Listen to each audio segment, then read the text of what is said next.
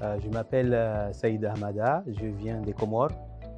Ici, je représente l'ONG AIDE en qualité de président. Donc AIDE, c'est l'Association d'intervention pour le développement et l'environnement.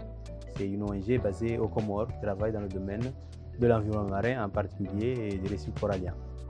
Les récifs coralliens, ah oui, ça c'est en français, mais en langage comorien, on dit Mwamba pour le récif, l'habitat ensemble. Et pour un seul corail, on dit Swai. Pour plusieurs coraux, on dit Maswai.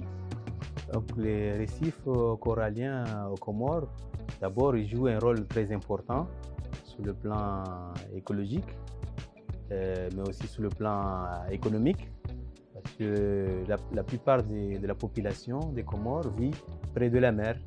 Donc ils sont protégés par les récifs. Quand il y a de mauvais temps, la mer s'est défoulée un peu, mais les récifs les protègent.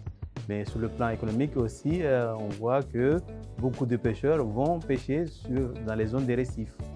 Donc les poissons récifaux sont les plus appréciés. Mais aussi dans le domaine du tourisme, il y a beaucoup de touristes qui viennent aux Comores pour plonger dans nos récifs et après donc ça fait rentrer beaucoup d'argent dans le pays. Mais les menaces qui pèsent sur ces récifs en particulier, c'est surtout le problème des déchets. La gestion des déchets n'est pas aussi efficace aux Comores que la plupart des gens jettent des déchets près de la mer. C'est amené par les vagues ensuite sur les récifs coralliens. Mais il y a aussi des problèmes de pêche avec la dynamite ou bien avec les filets. Et enfin, des problèmes liés au blanchissement des coraux qui sont causés par l'augmentation de la température de l'eau de mer liée au changement climatique.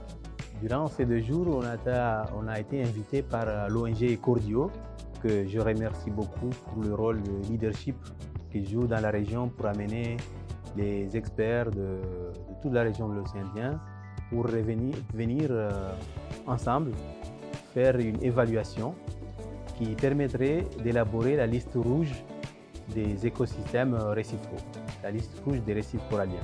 Donc c'est ça l'objectif de l'atelier. Il y a un exercice qui a été fait pour évaluer l'état de ces récifs. Donc ils ont fait la présentation des résultats, puis on a discuté ensemble de ces résultats. Donc je trouve que c'est très important de l'activité qu'on a eue ici ensemble avec Audio parce que ça va permettre après de prendre des décisions sur la gestion, sur la protection des récifs coralliens.